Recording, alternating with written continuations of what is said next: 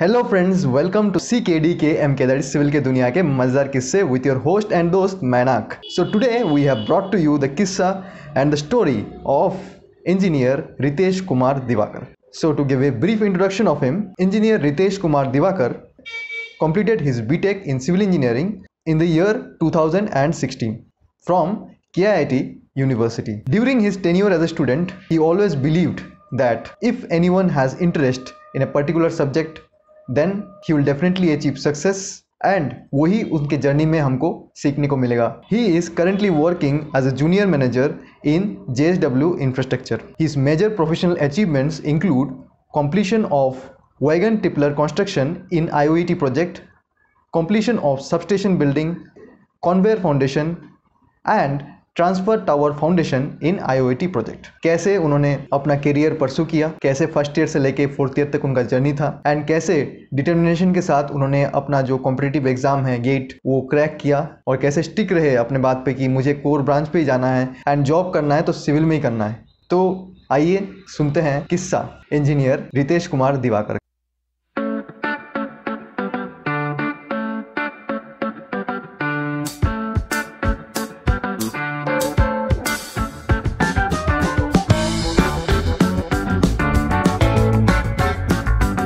So friends, without wasting any time, we'll welcome engineer Ritesh Kumar Divakar. Ritesh sir, it's a pleasure to have you on our show. A very good morning. आपको background भी बहुत अच्छा दिख रहा है. Very good morning, Mainak. हमारे show में आपका स्वागत है. Thank you so much for inviting me. तो स्टार्ट करते हैं आपके एक्सपीरियंसेस से, आपकी जर्नी से. तो आपने बीटेक के बाद सबसे पहले आपने ज्वाइन किया था JSW infrastructure as a GET. उसके बाद अभी आप जूनियर मैनेजर पोस्ट में हैं. तो लगभग 2016 से अभी 2020 चल रहा है, लगभग 4 इयर्स हो गए हैं. 4 इयर्स. हाँ. कैसा रहा आपका वर्किंग एक्सपीरियंस? वर्किंग एक्सपीरियंस के बारे में यदि हम बात करें तो स्टार्टिंग एज ए GET हम लोग ज्वाइन किए थे और हमेशा मेरा था, हम ऑलरेडी डिसाइड किए हुए थे कि मुझे कोर सेक्टर में जाना है. ये मेरा इनिशियल से था. स्टार्टिंग जब हम कॉलेज में जब एडमिशन ले रहे थे उस समय यही सोचे थे कि क्या होता है, क्या कि सिविल एक ऐसी दुनिया है जहाँ पर मतलब कुछ बोल नहीं सकते हैं कि क्या हो सकता है फ्यूचर में. और दूसरा बात क्या था कि सिविल में एक चीज और भी था, यदि आपको प्लेसमेंट नहीं होता है तो आप स्टार्टअप भी कर सकते हैं एज पर योर जो भी है टेक्निकल कैपेसिटी है उसके बेस पर आप कर सकते हैं. तो ये सोचकर हमने लिया था एडमिशन भी. और जहाँ तक बात रहा जॉब का, तो इनिशियली हम लोग क्या था, 3rd ईयर कंप्लीट करने के बाद पूरा फोकस कर दिए थे टेक्निकल नॉलेज पर कि मुझे टेक्निकल अच्छा रहेगा फिर हम आगे कुछ भी कर पाएंगे. तो उसी बेस पर JSW में हुआ था. तो GET में क्या होता है कि GET फेज जब हम लोग ज्वाइन किए वहाँ पर तो बहुत सारी चीज, क्योंकि यहाँ पर मुझे बुक थ्योरेटिकल नॉलेज था लेकिन फील्ड का भी एक्सपीरियंस नहीं है. उस हालत में कंपनी मुझे 1 साल के लिए ट्रेनिंग में भेजा और उसके लिए हम लोग डिफरेंट प्लांट में गए. वहाँ पर जो होता है कंस्ट्रक्शन रिलेटेड जो था, कंस्ट्रक्शन रिलेटेड हम लोग स्टार्टिंग हुआ था हम लोग प्रोजेक्ट मैनेजमेंट. और कुछ भी कंस्ट्रक्शन मैनेजमेंट एक सिविल की दुनिया में सब प्रोजेक्ट के लिए सबसे मतलब महत्वपूर्ण चीज है.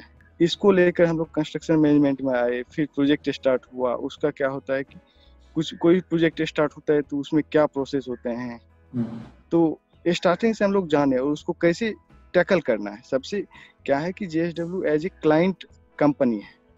यदि हम लोग सिविल पर्सपेक्टिव से देखते हैं तो इसका मतलब वास्ट फील्ड है. इसमें जो है नंबर ऑफ सेक्टर्स हैं.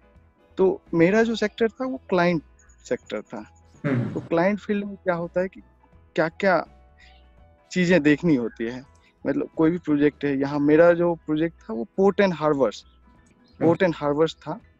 और उसमें क्या था कि जो भी प्रोजेक्ट जो भी है कंस्ट्रक्शन जो स्ट्रक्चर है वो फुल मैकेनाइज करना है. तो मटेरियल हैंडलिंग उसमें मेजर पार्ट था. तो उसके लिए schedule, monitoring, time cost, safety, quality, ये सब चीजें है, ये सब का ट्रेनिंग स्पेशल दिया गया था। और वो ट्रेनिंग था जो कि जो थ्योरेटिकल पढ़े थे उससे बहुत गुना अलग, जो कभी देखे नहीं है। क्या था कि हम लोग इंडिया में क्या है कि ये जो आता है ईस्टर्न रीजन का अलग प्रॉपर्टी है। सिविल के लिए तो सबसे बड़ी चीज होती है कि वहाँ का प्रॉपर्टी, सॉइल प्रॉपर्टी जानना, उसके बेस पर हम लोग फाउंडेशन डिसाइड कर पाते हैं कि क्या जो। तो हम लोग जब ईस्टर्न जोन में थे तो इसका अलग प्रॉपर्टी था, वेस्टर्न जोन में गए वहाँ पर अलग प्रॉपर्टी मिला। तो अच्छा। डिफरेंट रीजन में डिफरेंट टाइप का स्ट्रक्चर, उसको फाइनली हमको हार्बर बनाना है, पोर्ट बनाना है, तो उसके लिए फाउंडेशन मैटर करता है। और वो क्या होता है वेसल्स, उसमें भी तो ये सब चीजें हमको सीखने को मिला था। वेसल्स के बारे में जानना, उसके बेस पर हम लोग डिजाइन करते हैं। डिजाइन के लिए ऑलरेडी ईपीसी कॉन्ट्रैक्ट था, तो डिजाइनर टीम थी उसमें, लेकिन उसको टैकल करना कि और क्या उसमें मिस हो सकता है, इसके लिए खुद से प्रिपरेशन करना, ये एक अच्छी चीजें थी जो कि हम लोग ये पीरियड में पूरा सीखे और उसको इम्प्लीमेंट किए। और फाइनली प्रोजेक्ट कंप्लीट हुआ। अभी नेक्स्ट प्रोजेक्ट है। तो यदि समराइज किया जाए पूरा सिविल के लिए, कि यदि एज ए लर्नर जो है, मतलब एज ए फ्रेशर, मतलब उसको बोल सकते हैं फ्रॉम कॉलेज टू कॉर्पोरेट बोले या इंडस्ट्री बोले, इंडस्ट्री बोल सकते हैं। हाँ, इंडस्ट्री बोल सकते हैं। क्योंकि उसमें भी अभी यदि सिविल की दुनिया के लिए यदि हम देखें तो नंबर फील्ड जो है कॉर्पोरेट में भी है उसका स्कोप। कॉर्पोरेट है, इंडस्ट्री है, कंस्ट्रक्शन कंपनी है, मेट्रो है, तो बहुत सारे स्कोप है। कंसल्टेंसी फॉर्म है, एकेडमिक्स है, और मैन्युफैक्चर यूनिट जहाँ पर मटेरियल मैन्युफैक्चर होते हैं उसका एमटीसी जो बनता है वो हुआ। तो बहुत सारे फील्ड हैं। तो वहाँ पर क्या होता है, बच्चे को अलग अलग टाइप का ट्रेनिंग दिया जाता है, उसको उस तरह से डिजाइन किया जाता है। मतलब बीटेक एज ए डिग्री हुआ, और फिर उसको मोल्ड करना है, तो मोल्ड के लिए वो ट्रेनिंग मैटर करता है। यदि जिसको डिजाइनिंग में जाना है उसको टेक्ला आना चाहिए, और ये स्टार्ट प्रो होना चाहिए, जी ऑटो कैड तो जनरली होना चाहिए। जो जिसको डिजाइन में जाना है, जिसको प्रोजेक्ट मैनेजमेंट में रहना है उसको जाकर एमएस प्रोजेक्ट होना चाहिए। अभी प्राइमोवेरा आया है, प्राइमोवेरा है उसका अलग है। जिसको क्वालिटी में जाना है तो उसको उस तरह से मोल्ड होना पड़ेगा। और तो ये सब चीजें है जिसको एक्सपीरियंस करने के बाद। और तीसरा है कि प्लानिंग, एक होता है प्लानिंग होता है। यदि देखा जाए कंस्ट्रक्शन फील्ड में, यदि देखा जाए तो बहुत सारे डिपार्टमेंट्स होते हैं। तो जैसे होता है एक एग्जीक्यूशन डिपार्टमेंट होता है, तो दूसरी होती है डिजाइन, तीसरी होती है प्लानिंग एंड प्रोक्योरमेंट, चौथी होती है प्रोक्योरमेंट, पांचवा होता है क्वालिटी, छठा होता है सेफ्टी। ऐसा करके कोई भी कंस्ट्रक्शन कंपनी में इस टाइप से डिपार्टमेंट फॉर्म किया जाता है। हाँ, अभी क्या है कि कोई प्रोजेक्ट हम स्टार्ट करते हैं तो हम कैसे स्टार्ट करेंगे। सबसे पहला चीज होता है कि कैसे हम वो किसी भी चीज को सोच लिए, अभी उसको इम्प्लीमेंट करना है, तो वो एक बड़ी चीज होती है इम्प्लीमेंट करना। तो उसके लिए जो प्रिलिमिनरी सर्वे जो होता है, टेंडरिंग होता है, कोई प्रोजेक्ट में टेंडरिंग जैसे करते हैं तो टेंडरिंग का एक प्रोसेस होता है, वो एक्टिविटी है। यदि ओवरऑल प्लानिंग कर रहे हैं प्रोजेक्ट का, तो हम ये सब चीजें को इंक्लूड करके फिर एट द एंड कितना टाइम लगेगा टोटल को हम लोग जोड़ते हैं। तो ये सब चीजें हैं जो कि फील्ड में जानने के बाद पता चल पाता है कि आखिर ये क्या चल रहा है क्या ये। बेसिकली सिविल इंजीनियरिंग एक डिग्री है, एक बेसिक है। उसके बाद जो भी आप कंपनी में जाएंगे तो उस हिसाब से जो भी काम करेंगे आप, उस काम से रिलेटेड स्किल्स को आपको एक्वायर करना पड़ेगा। हाँ। और जहां तक रही कॉलेज की बातें, यदि की जाए कि मतलब स्टूडेंट को क्या करना चाहिए कॉलेज की थर्ड ईयर तक, क्या होता है, जैसे हम लोग भी जानते हैं कि second year fourth year okay है, चलो जो भी आया जैसा चल रहा है वो ओके है, लेकिन फोर्थ ईयर क्लियर कट होना चाहिए कि क्या करना है, मुझे क्या करना है, वो क्लियर कट रहना चाहिए। उसके बेस पर प्रिपरेशन, और टेक्निकल जिसको स्ट्रॉन्ग है उसको मेरे समझ से कभी दिक्कत नहीं हो। कभी सिविल की दुनिया में सर्वाइव करना, उसके लिए एक्सेल करना बहुत इजी है। तो आप जब एज ए जूनियर मैनेजर जब प्रमोट हुए जीईटी से, तब मतलब क्या था, मतलब जीईटी में और प्रोजेक्ट मैनेजर में, मतलब रेस्पॉन्सिबिलिटी, रोल्स एंड रेस्पॉन्सिबिलिटीज में और एक्सपीरियंस में क्या डिफरेंस? वो जब हम लोग जीईटी तक थे उस समय तक एक होता है ऑथोरिटी कि एज ए कहाँ, जैसे प्रोबेशन होता है, प्रोबेशन ऑफिसर जैसे होता है बैंक में, टेक्निकल फील्ड में वही होता है जीईटी मतलब हुआ कि उसको साइनिंग ऑथोरिटी नहीं रहता है। आप कुछ भी बिल पास कर रहे हैं, कुछ भी कर रहे हैं, तो आपके पास ऑथोरिटी नहीं है। आप जब कंफर्म हो गए एज ए जूनियर मैनेजर या एम्प्लॉय, तो आप आपको वो ऑथोरिटी मिलेगा, क्योंकि आप उस समय तक सोच सकते हैं कि आपको पूरा ट्रेनिंग दिया गया है कि क्या चल रहा है क्या है। तो ये डिफरेंस था मेन ऑथोरिटी का। उसके बाद आपको रिस्पॉन्सिबिलिटी बहुत सारे दे दी जाएगी कि आपको कोई भी काम है, प्रोजेक्ट है, उसको रन करवाना है। आपको अपने नॉलेज, आपने जो नॉलेज एक्वायर किया है उसके बेस पर, यदि आपके कलीग 4 हैं और आपके प्रोजेक्ट में यदि 4 डिपार्टमेंट है और यदि आप कोई डिपार्टमेंट को लीड कर रहे हैं तो आप इंडिपेंडेंटली लीड कर सकते हैं। तो ये हो जाता है लीडरशिप जो क्वालिटी है कहीं ना कहीं वो मतलब उभर के आती है, उभर कर आती है, और ये सब है। तो आप जैसे बहुत अच्छा पॉइंट आपने बताया कि 4th ईयर में आपका क्लियर रहना चाहिए कि मुझे क्या करना है। मान लीजिए किसी को गेट करना है, किसी को कुछ करना है, किसी को करना है या जो भी है, तो वो लाइन क्लियर होना चाहिए। तो उससे हम लोग अभी तो बैक जाते हैं। तो बैक जाके जब आपने चूज किया था, जब बीटेक में आपने चूज किया था 12th के बाद कि सिविल इंजीनियरिंग मुझे लेना है, तब फर्स्ट ईयर से लेके 4th ईयर तक जर्नी आपका कैसा रहा, क्या क्या एक्सपीरियंसेस थे, वो थोड़ा बताएंगे। क्या मतलब आपका जो थिंकिंग प्रोसेस है कैसे चेंज हुआ, क्या क्या चीज आपने मतलब गोल बनाया कि लाइफ में ये करना है, मुझे इस पोजीशन तक जाना है, उसके बारे में थोड़ा हमारे व्यूअर्स को बताएं। जी, सबसे पहले मैंने जब ये इंटरमीडिएट किया था, ये स्टेट बोर्ड से किया था। उसके बाद ईटी एग्जाम क्वालिफाई करने के बाद आया कि कौन सा डिपार्टमेंट लेना है। वो एक समय था जिसको बोल सकते हैं टर्निंग पॉइंट।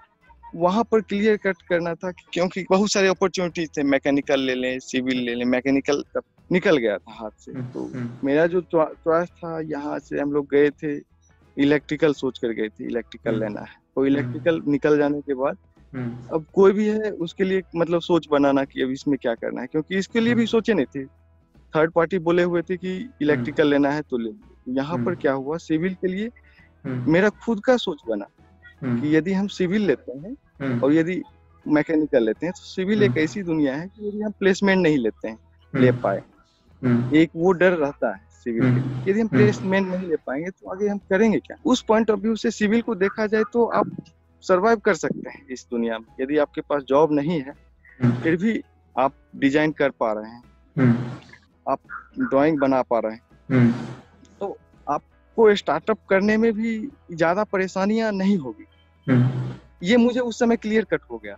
तो उस बेस पर मैंने सिविल इंजीनियरिंग ली। सेकेंड चीज रहा कि जब मैंने कॉलेज में गया तो वहां पर मेरा एनवायरनमेंट चेंज हुआ। यहाँ से सीजीपीए था, सीजीपीए को ठीक है, सीजीपीए स्टार्टिंग हुआ कुछ 6.5 के करीब से स्टार्ट हुआ। अच्छा। उसको ग्रेजुअली इंक्रीज किए, जैसे जैसे इंटरेस्ट बढ़ते गया उसमें इंक्रीज हुआ। लास्ट में 9.24 भी गया। तो वो जैसे ग्रेजुअली बढ़ा और ओवरऑल कुछ रहा 8.3 8.4 के करीब में रहा ओवरऑल सीजीपीए। तो वो ठीक था। जैसे ही हम लोग ने गेट की तैयारी के लिए सोचा था कि गेट अब 4th ईयर है, आईटी कंपनी आएगी, जॉब मिलना बहुत इजी है। किट में आईटी कंपनी बहुत इजी था जॉब लेना। और ये क्लियर कट हुआ था कि वहां पर सरवाइव करना as a civil engineer tough है। तो उसके लिए बेस्ट ऑप्शन था कि उस समय गेट का हम लोग प्रिपरेशन स्टार्ट किए। उसमें एक चीज हम लोग गेट का प्रिपरेशन किए और एवरेज अच्छा रहा, क्वालिफाई हुए, रैंक आया। उसके बाद क्या हुआ था कि इसके बाद मुझे पता नहीं था कि ये हम स्कोर लेकर करेंगे क्या एग्जैक्टली। मुझे 5000 रैंक आया था। क्लियर तो हो गया, उसका करेंगे क्या वो क्लियर नहीं हो रहा था। वो क्लियर नहीं था कि ये रैंक आ गया, अब इसको लेकर करेंगे क्या एग्जैक्टली। 2 ही चीज है, या तो इसको हायर एजुकेशन में लगाना है, दूसरा है कि पीएसयू जॉब मिलेगी।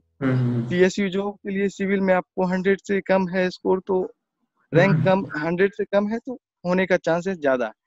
उसके अलावा क्योंकि सीटें कम है पीएसयू में, पीएसयू में मैकेनिकल, इलेक्ट्रिकल ये सब रहता है। सेकेंड ऑप्शन था एमटेक कर लेना। तो उसमें हम लोग को नॉलेज नहीं था कि मतलब एमटेक करे लेकिन क्या चीज बेस्ट रहता है। तो ये अभी मुझे अच्छा अपॉर्चुनिटी मिला कि ये हम कुछ व्यूअर को बता पाए ये चीज कि यदि आप गेट क्वालिफाई करते हैं और गेट क्वालिफाई करने के बाद यदि आप एमटेक करते हैं तो एमटेक करने के बाद कई सारी अपॉर्चुनिटी आपके लिए खुल जाएगी। जैसे आप एकेडमिक्स में जा पाएंगे, असिस्टेंट प्रोफेसर बन पाएंगे, रिसर्च में जा पाएंगे, आपके लिए वो स्कोप आता है। थर्ड में आता है आप फॉरेन के लिए आप जा सकते हैं पीएचडी करने के लिए, ये सब भी बड़ा स्कोप है। और फोर्थ एक क्या, और जैसे हम लोग को आया था 5000 रैंक, तो उस समय का बात हम कर रहे हैं, उस समय मुझे नॉलेज नहीं थी कि मेरा एडमिशन आईएसएम धनबाद में हो सकता है। अच्छा।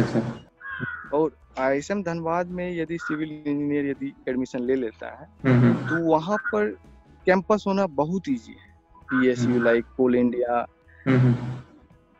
इवन जेएसडब्ल्यू, एलएनटी, बहुत सारी कंपनी आती है, अदानी जैसी कंपनी, मल्टीपल। यदि आपको यहाँ पर ऑफर नहीं मिल पाया तो वहाँ पर आपको श्योर है कि आप अच्छा अपॉर्चुनिटी आपको मिलेगा और आप वहाँ पर और भी बेटर कर सकते हैं। और इजी था, उस रैंक में आपको मिल जाएगा वो चीजें। बहुत सारे बच्चे सेकंड टाइम में ट्राई किए और हुआ भी, तो अभी वो भी जॉब में हैं। तो अच्छा चीज है गेट का तैयारी करना। तो डेफिनेटली आपका जो जर्नी आपने बताया कि पहले आप सोच के नहीं आए थे कि सिविल लेंगे, बट अल्टीमेटली आपने डिसाइड किया था, डिसीजन लिया था कि आपको सिविल ही लेना है। उसके बाद आपका जो प्रोग्रेस था वो भी मतलब इंस्पायरिंग है, क्योंकि सब मतलब बच्चा मतलब स्टार्टिंग से पढ़ाई में उतना अच्छा नहीं होता, बट जिसका इंटरेस्ट है और जिसका डिटर्मिनेशन है कि कुछ करना है तो वो कर लेता है। जैसे कि आप रितेश सर की स्टोरी में देख सकते हैं, तो लाइव एग्जांपल है। और जो एमटेक के बारे में बताया आपने, वो भी काफी ट्रू है काफी हद तक। वो भी क्योंकि स्टूडेंट लोगों को मतलब उतना नॉलेज नहीं होता है कि क्या करना है क्या नहीं करना है, तो एक एक्सपीरियंस पर्सन बोल रहा है तो बहुत ही बेनिफिशियल है स्टूडेंट्स के लिए। तो अभी जैसे आपका करंट सिनेरियो है, एंड उससे पे जाने से पहले हम लोग एक किस्सा आपसे सुनना चाहते हैं। जैसे कि हमारे शो का नाम है सिविल की दुनिया के मजेदार किस्से, तो उसमें सब अपना एक्सपीरियंसेस कुछ ऐसे मजेदार किस्से बताते हैं जो कि अपने फील्ड में हो सकता है, आपके साथ जॉब में हुआ हो और हो सकता है आपके इसमें स्टूडेंट लाइफ में हुआ हो। जो भी आप बता सकते, जितना भी शेयर कर सकते, तो ऐसा कुछ हमको बताना चाहेंगे व्यूअर्स के लिए, ऐसा कोई इंटरेस्टिंग मजेदार? हाँ, इसमें है, मेरे पास एक एक्सपीरियंस है प्रोजेक्ट का ही अभी हम एक्सपीरियंस बताते हैं। तो प्रोजेक्ट का ही एक चैलेंजिंग बोल सकते हैं, मजेदार बोल सकते हैं उसको। इस टाइप से हम लोग चैलेंजिंग लिए थे, ट्रीट किए थे। जहाँ चैलेंज है वही तो मजा है। हाँ, तो चैलेंजिंग क्या था कि मेरा जो प्रोजेक्ट था वो कुछ अंडरग्राउंड था। That means from water table से वो कुछ 15 मीटर अंडरग्राउंड था, टनल था। और साथ साथ एक हाउस था, वैगन टिपलर हाउस, जहाँ पर रैक जो होते हैं रेलवे के, उसको अनलोडिंग किया जाता है। और दूसरा क्या इसमें है कि हम लोग पोर्ट के एरिया में काम करते हैं। तो पोर्ट में एक चीज होता है कि वाटर टेबल का वेरिएशन बहुत ही मतलब मेजरेबल चीज है, जिसको मेजर करके हम लोग जितना भी डाटा एनालिसिस करते हैं, डिजाइन करते हैं, वो चीज था कि हम लोग उसके बेस पर डिजाइन किए थे। तो क्या हुआ कि 2018 का ये कहानी है कि वो जो स्ट्रक्चर था वो उसको हम लोग जब बनाए थे, डीप एक्सकावेशन था करीब, जिसका डायमेंशन था 50 meter by 35 meter length and width, और जो डेप्थ था वो 15 मीटर था। अभी क्या है कि उसको हम लोग एक्सकावेट किए। टोटल एक्सकावेट हो जाने के बाद उसके लिए सबसे पहले हम लोग सीट पाइल करते हैं, टेम्पोररी सीट पाइल लगा करके स्ट्रट वेलर लगाते हैं। और वो जो जितना भी सारी चीजें थी वो कैलकुलेटेड रहता है एज पर डिजाइन। तो अंडरग्राउंड स्ट्रक्चर में क्या रहता है, हाइड्रोस्टेटिक प्रेशर का ज्यादा ध्यान रखा जाता है, हाइड्रोस्टेटिक स्ट्रक्चर। तो उसमें क्या हुआ था कि हम लोग इंस्पेक्शन करते थे, मॉनिटरिंग करते थे। तो डिजाइन में क्या हुआ था, एक चीज मिस हो गया था, जो कि उसके वजह से प्रोजेक्ट का बहुत बड़ा प्रॉब्लम फंस गया था। उसमें मिस क्या हुआ था कि हाइड्रोस्टेटिक प्रेशर जो लिया था वो ठीक है, लेकिन जब चंद्र ग्रहण लगा था तो उस समय क्या होता है कि वाटर टेबल हाई हो जाता है। वाटर टेबल हाई होने से हाइड्रोस्टेटिक प्रेशर बढ़ गया था, जिसमें जो होता है सॉइल में यदि देखेंगे एक्टिव और पैसिव प्रेशर रहता है। जो सीट पाइल डिजाइन हम लोग करते हैं पूरा वही एक्टिव और पैसिव प्रेशर लेकर हम लोग डिजाइन करते हैं। स्ट्रेट वेलर जो लगाते हैं तो वो क्या था कि वो बढ़ जाने से क्या हुआ कि एक्टिव प्रेशर बढ़ गया और उससे क्या हुआ कि वो कोलैप्स कर गया था, और ये कोलैप्स होने के बाद कम से कम मुझे उसको रिस्टोर करने में 1 साल लग गया, जो कि एक चैलेंजिंग था। सबसे पहले उसको बंद करना, जब स्टील स्ट्रक्चर था, फिर उसको स्टील स्ट्रक्चर को डायरेक्ट कोलैप्स नहीं करता है, वो क्या होता है कि टाइम के साथ वो जो आता है फेल्योर पॉइंट, डिफ्लेक्शन होता है, और फेल्योर पॉइंट एक टाइम लेता है, सर्टेन टाइम के बाद। तो इसमें कैजुअलिटी नहीं हुआ, लेकिन इसमें लास्ट में हम लोग 1 साल पीछे गए, लेकिन उसमें एक ही निकला कंक्लूजन कि हम लोग उसमें हाइड्रोस्टेटिक प्रेशर जो था उसको यदि हम लोग, जो कि 150 ईयर बाद आया था इतना वाटर लेवल जो था, तो वो हम लोग कंसीडर नहीं किए थे, लास्ट 50 ईयर का लिए थे बेस पे ये। तो वो एक चैलेंजिंग फेज था, ये एक अच्छा चीज रहा लाइफ का एक्सपीरियंस, जिसको बोल सकते हैं कि अपने सामने में स्ट्रक्चर कोलैप्स हुआ, फिर उसको रिस्टोर करके, फिर ओवरऑल यदि देखा जाए तो प्लानिंग प्रॉपर रहा, प्रोजेक्ट में कोई उसके वजह से नुकसान नहीं हुआ, लॉस नहीं। हाँ, वो उसकी वजह से लॉस नहीं, तो उसका एक पॉजिटिव चीज रहा। लेकिन ये चीज सीखने को मिला कि क्या क्या कंसीडर कर सकते हैं और क्या क्या थोड़ा नहीं लेने से डाटा उसका क्या इफेक्ट पड़ता है। सिविल का ये चैलेंजिंग था, इसको बोल सकते हैं, या लाइफ टाइम एक्सपीरियंस था एक, जो कि अगर मतलब जैसे कि आप बोल दिए अभी कि कोई दूसरा भी टनल एक्सकवेशन करने के लिए जाएगा तो भी ध्यान रखेगा कि ऐसा भी हो सकता है, ऐसा केस आ सकता है, तो आ सकता है। हाँ, डेफिनेटली काफी चैलेंजिंग स्टोरी था। और अभी जो करंट सिचुएशन चल रहा है, और हमारा जो बडिंग सिविल इंजीनियर्स है मेनली जिसके लिए शो है, तो उसके लिए मेरा आखिरी सवाल आपसे है कि अभी जो हमारे बडिंग सिविल इंजीनियर्स हैं, जो कि मान लीजिए अभी पढ़ाई कर रहे हैं, या मतलब अभी जस्ट ग्रेजुएट हुए हैं, जॉब सर्च कर रहे हैं, या अभी भी सोच रहे हैं कि क्या करना है, कि जैसे कि आप बोले कि क्लैरिटी होना चाहिए कि मुझे क्या करना है, तो वो भी सोच रहे हैं, तो उनके लिए आपका क्या एडवाइस रहेगा? वही कि कभी होता है आप डेडिकेटेड लगे हुए हैं तो मिलेगा, जिसको बोलते हैं कि डेडिकेटेड लगे रहिए और अपॉर्चुनिटी ढूंढिए। अभी जो जैसा अभी टाइम अभी हम लोग गुजर रहे हैं, जो टाइम से गुजर रहे हैं, ये टाइम कब किसी ने कभी सोचा भी नहीं था ये टाइम भी आ सकता है। और यदि ये टाइम को देखा जाए तो ये भी एक, यदि चैलेंज लेंगे, यदि अपॉर्चुनिटी ले, तो ये भी एक बड़ा अपॉर्चुनिटी है, और इसको भी हम लोग ले सकते हैं। तो एज ए आप यदि प्रिपरेशन कर रहे हैं, या आप यदि कुछ इस दुनिया में इस फील्ड में जाना चाहते हैं, तो ऑब्वियस सी बात है जाएंगे आप। उसमें क्या है कि आप कंटिन्यूटी आप बनाए रखिए, और जो है टेक्निकल स्ट्रांग रहिए, जरूर जाकर ये दुनिया में सिविल में आप एक्सेल कर। और डेफिनेटली, क्योंकि आप मेरे बैचमेट भी रहे हैं, तो मुझे ये भी पता है कि हमारा जब सिविल का सिनेरियो था, तो हमारे बैच में शायद उतना अच्छा नहीं था, लेकिन आपका प्लेसमेंट था तो शायद मतलब अच्छे पैकेज से भी हुआ था। कितना पैकेज था उस समय आपका, मतलब जब स्टार्टिंग में आपका सिलेक्शन हुआ था? करीब 4.6 था। हाँ, सिविल में मतलब शायद उतना मतलब और किसी का था नहीं पैकेज, तो वही अपने व्यूअर्स को बोलना चाहता हूँ कि आप देख सकते हैं कि रितेश सर का स्टोरी है, एक बहुत ही मोटिवेशनल स्टोरी है, कैसे मतलब आपको एक गोल फिक्स करना है, कैसे लाइफ में प्रोसीड करना है, आगे प्रोसीड करना है, और कैसे अपने जो फील्ड का टेक्निकल पे, अपने फील्ड पे बिलीव करके उसको आगे ले जाना है। तो वही स्टोरी, वही किस्सा आज हम लोग इस एपिसोड में जाने। और once again I want to thank Ritesh sir for coming to our show. Bye bye. Thank you so much, Manak.